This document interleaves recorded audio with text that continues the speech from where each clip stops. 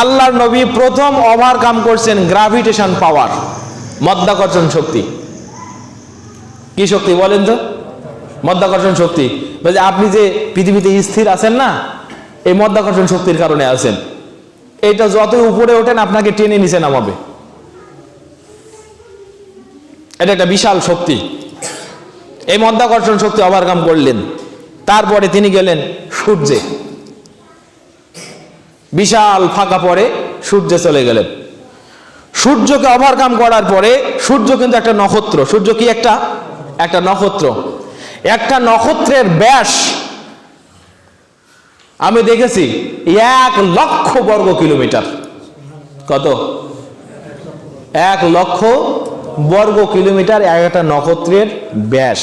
এটা হচ্ছে আনুমানিক অনুমান করা, বৈজ্ঞানিকদের অনুমান করা তথ্য। এটি তার চেয়ে বড় হতে পারে। সূর্যের ব্যাস অতিক্রম করলেন। তারপরে তিনি গেলেন বাইনারি স্টার। বাইনারি স্টার মানে কিছু যুগ্ম নক্ষত্র আছে, এই নক্ষত্রগুলো পার হলেন। তারপরে তিনি গেলেন ক্লাস্টার, গুচ্ছ নক্ষত্র আছে। তারপরে তিনি গেলেন কমেট, এইরকম আকাশের এগুলো স্তর। এই যে বিশাল মধ্য ফাঁকা, জমিন থেকে আসমান পর্যন্ত এই যে ফাঁকা স্থানটা, এই স্থানটাতে এগুলো আছে।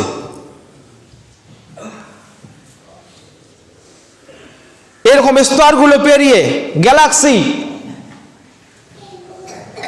নক্ষত্রপুঞ্জ, এরপর ব্ল্যাক হোল। একটা ব্ল্যাক হোলের বর্ণনা এসেছে।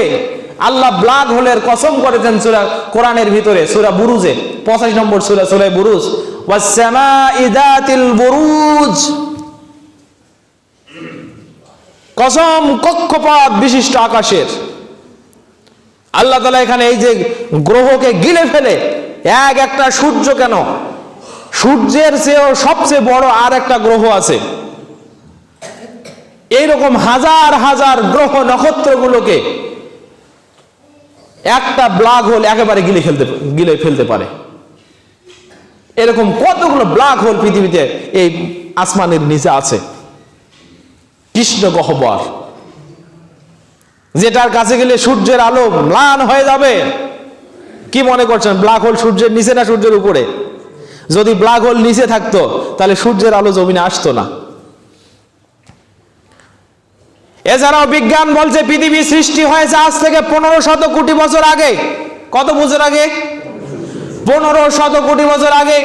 প্রথম আসমানের নিচ থেকে এমন কতগুলো নক্ষত্র আছে যে নক্ষত্রগুলোর আলো 1500 কোটি বছর আগ থেকে, ওই সময় থেকে আলোর গতিতে তাদের আলো পৃথিবী মুখে আসছে। এ পর্যন্ত সেই আলোগুলো পৃথিবীর জমিনে পৌঁছায় নাই। এতগুলো গ্রহ নক্ষত্র পাড়ি দিলেন আল্লাহর নবী মুহাম্মদ সাল্লাল্লাহু আলাইহি ওয়াসাল্লাম। এবার আসেন, এই পৃথিবী থেকে সূর্যের দূরত্ব 9,30,00,000 বর্গ মাইল। কত? 9,30,00,000। পৃথিবীতে সূর্য থেকে আলো আসে যে গতিতে, এইটাকে বলা হয় আলোর গতি। আলো 1 সেকেন্ডে যায় 1,86,000 মাইল। কত? এইভাবে সূর্য থেকে পৃথিবীতে আলো আসতে সময় লাগে 8 মিনিট 19 সেকেন্ড। আধুনিক বিজ্ঞান বলছে এতগুলো দূরত্ব আল্লাহর নবী পাড়ি দিলেন কিভাবে। এবার একটা আশ্চর্যজনক তথ্য আপনাকে শুনাই। এই পৃথিবীর জমিনে কোন বস্তুর ওজন যদি হয় 1 পাউন্ড, কয় পাউন্ড? 1 পাউন্ড। 12,000 কিলোমিটার উপরে সেই বস্তুটির ওজন হবে 1 আউন্স। পাউন্ড আর আউন্স বোঝেন? 1 আউন্স ওজন হবে। 1 পাউন্ড যেটা পৃথিবীর জমিনে, 12,000 কিলোমিটার উপরে এটার ওজন কত? 1 আউন্স। মানে 1 কেজির প্রায় 100 ভাগের 1 ভাগ। বিজ্ঞান বলছে যেই মুহূর্তে কোনো একটি বস্তু 24,000 কিলোমিটারের উপরে উঠে, ওই মুহূর্তে বস্তুটা ওজনহীন হয়ে যায়। বলেন সুবহানাল্লাহি ওয়া বিহামদিহি। এটা বিজ্ঞানের তত্ত্ব। তার মানে 12,000 কিলোমিটার উপর যখন কোনো বস্তু উঠবে তখন বস্তুটি আস্তে আস্তে ওজন হারাতে থাকবে, এক পর্যায়ে বস্তুটি ওজনহীন মানে শূন্যে পরিণত হবে। বিজ্ঞান বলছে যখন কোনো বস্তু শূন্যে পরিণত হয় তখন মহাশূন্যে তার জন্য ভেসে বেড়া অত্যন্ত সহজ এবং সুন্দর হয়ে যায়।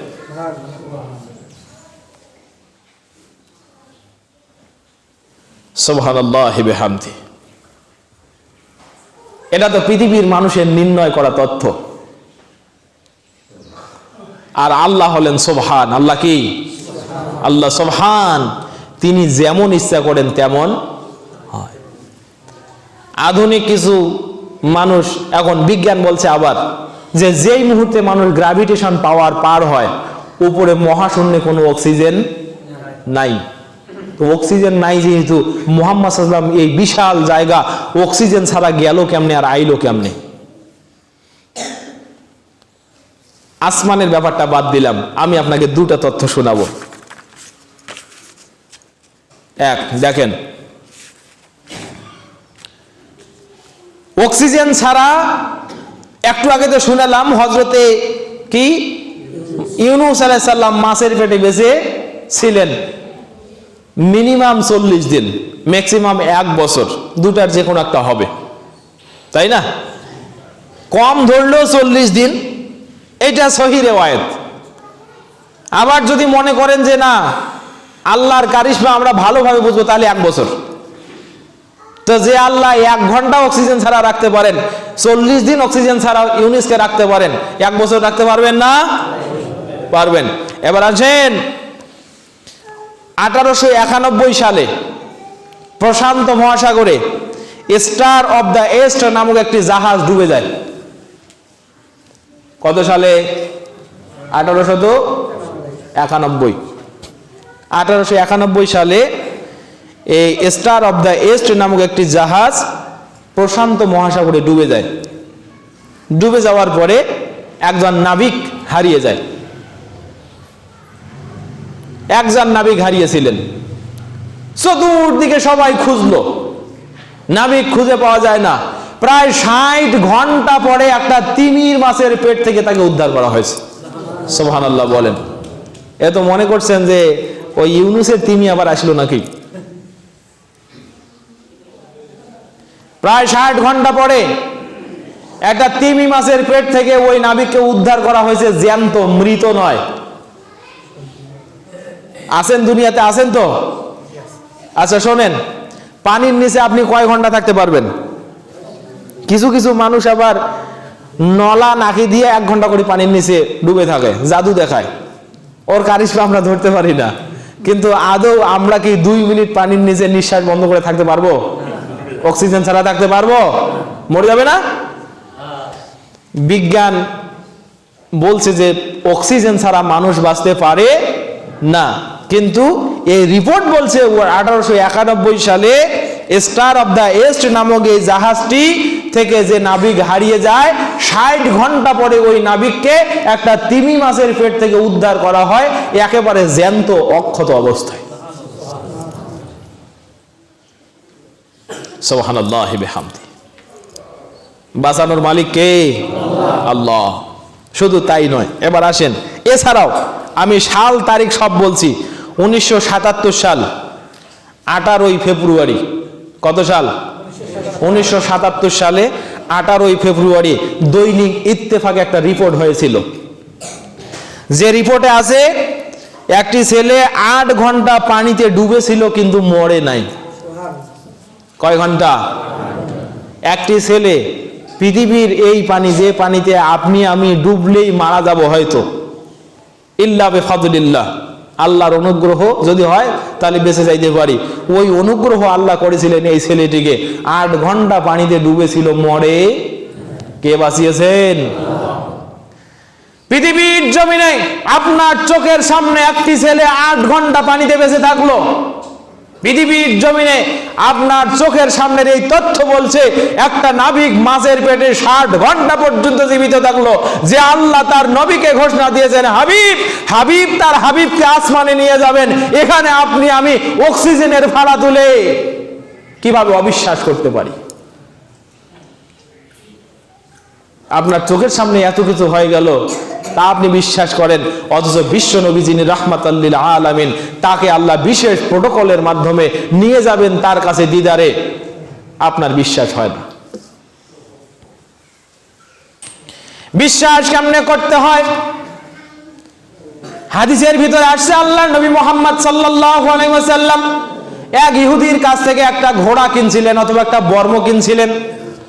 কেনার পরে ওই ইহুদির বর্ম অথবা ঘোড়ার বিপরীতে যে টাকাটা হয়, যে মুদ্রা হয়, যে স্বর্ণ রৌপ্য মুদ্রা, আল্লাহর নবী দিয়ে দিলেন। কিন্তু ঘোড়া কিনে নিলেন, মুদ্রাও দিয়ে দিলেন, মাঝখানে কোনো সাক্ষী নাই, কোনো সাক্ষী নেই। কয়েকদিন পরে ইহুদি এসে বলছে, ও আল্লাহর নবী মুহাম্মদ, তুমি না আল্লাহর নবী, তো তুমি যে আমার বর্ম আনছো, আমাকে তো মূল্য দাও নাই, মূল্য দিয়ে দাও। আল্লাহর নবী বললেন, আমি তো তোমাকে তাৎক্ষণিক মূল্য দিয়ে দিয়েছি, তুমি মূল্য নিয়ে গেছো। বললো, সাক্ষী কোথায়? বললো, সাক্ষী কই? এরকম সুযোগ সন্ধানী মানুষ আছে না? আল্লাহর নবী এখন কিং কর্তব্য বিমূঢ়, যে আল্লাহ তুমি দেখেছো আমি টাকা দিছি তাকে, কিন্তু ইহুদি বলছে আমার এতগুলো সাহাবীর মাঝখানে যে আমি নাকি টাকা দেই নেই, তা আমার তো কোনো সাক্ষীও নাই, এখন হবে কি? পাশে বসে আছে হযরতে হুযায়ফা রাদিয়াল্লাহু তাআলা আনহু। তিনি বলছেন, ইয়া রাসূলুল্লাহ, আমি দেখেছি আপনি ইহুদিকে টাকা দিয়েছেন। উপস্থিত যেহেতু একজন সাক্ষী বের হয়ে গেল, ইহুদি এবার চলে গেল। আল্লাহ নবী বলছে, এ হুযায়ফা, খবর আছে তোর, মিথ্যা সাক্ষী দিলি কেন, ক? তো বলছে, আল্লাহ নবী শোনেন, আপনি যখন আসমান থেকে খবর নিয়ে আসেন আমরা অকপটে বিশ্বাস করি। সপ্ত আসমানের উপর থেকে, আরশে আজিম থেকে আল্লাহ আপনার প্রতি ওহী ইলহাম করেন, সেই ওহী আমরা বিশ্বাস করতে পারি নির্দ্বিধায়, নিঃসংকোচে। সেই নবী আপনি ইহুদিকে বলছেন যে আমি টাকা দিয়েছি, এটা দুনিয়ার ব্যাপার, আর আমরা সেটা বিশ্বাস করব না, তা কেমন করে হয়? ইয়া রাসূলুল্লাহ, যেহেতু আপনার ওহী আমরা বিশ্বাস করি, তাই আপনাকে আমি নির্দ্বিধায় সাক্ষ্য দিলাম যে আপনি ইহুদিকে টাকা দিয়েছেন, এটাও আমি বিশ্বাস করি। সুবহানাল্লাহি বিহামদি। এটা হলো বিশ্বাসের ব্যাপার। আবার আধুনিক বিজ্ঞান বলছে কতগুলো প্রবাল তরঙ্গ আল্লাহর নবী প্রথম আসমানে উঠতে গিয়া পার হয়েছেন। এই তরঙ্গগুলোতে আল্লাহর নবীর শরীরটা ঝলসে যাওয়ার কথা। এই তরঙ্গগুলোতে আল্লাহর নবী ঝলসে যাবেন। সূর্যের বেগ যখন পার হয়েছেন, এটা তো হাইড্রোজেনিক পাওয়ার, এই পাওয়ারে আল্লাহর নবী একেবারে বিমর্ষ হয়ে যাওয়ার কথা, তার শরীরটা পুড়ে ছাই হয়ে যাওয়ার কথা। তো নবীটা পার হইলেন কেমনে? আমার ভাইরা যারা এই ধুনা তোলেন তাদেরকে বলছে, এখনো যারা এই যে ফায়ার ব্রিগেডে যারা কাজ করে, দেখেন না, বাড়িতে আগুন লাগছে, ফায়ার প্রুফ জ্যাকেট পরে ওরা আগুনে লাফ দিয়ে ভিতর থেকে শিশু বাচ্চা বের করে আনতেছে, দেখছেন? এমন কাপড় আগুনে পড়ে না। তো এই কাপড়টা যে আগুনে পড়ে না, এটা চোখে দেখে বিশ্বাস হয়? তো এটা কে বানাইছে, মানুষ নাকি আল্লাহ? এই কাপড়টা মানুষ বানিয়েছে না? এই বুদ্ধি বিবেক আল্লাহ মানুষের মাথায় দিয়েছে যে অন্তিম মুহূর্তে আগুনে ঝাঁপ দেওয়ার জন্য একটা কাপড় তৈরি করা যায়, যেটাকে বলা হয় ফায়ার প্রুফ জ্যাকেট, যায় না? এটা আমাদের চোখের সামনেই কত বিল্ডিং এ আগুন ধরছে, আর ফায়ার প্রুফ জ্যাকেট পরে এই